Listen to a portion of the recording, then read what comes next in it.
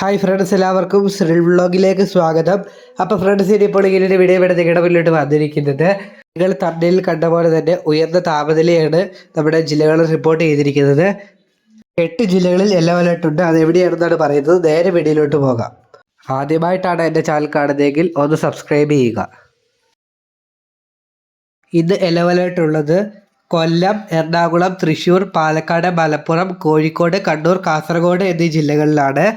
2025 April 16, 17 തീയതികളിൽ പാലക്കാട് ജില്ലയിൽ ഉയർന്ന താപനില 37 ഡിഗ്രി സെൽഷ്യസ് വരെയും, ഏപ്രിൽ 16, 17 തീയതികളിൽ കൊല്ലം, എറണാകുളം, തൃശ്ശൂർ, മലപ്പുറം, കോഴിക്കോട്, കണ്ണൂർ, കാസർഗോഡ് എന്നീ ജില്ലകളിൽ 36 ഡിഗ്രി സെൽഷ്യസ് വരെയും ഉയരാൻ സാധ്യതയുണ്ടെന്ന് കേന്ദ്ര കാലാവസ്ഥാ വകുപ്പ് അറിയിച്ചു.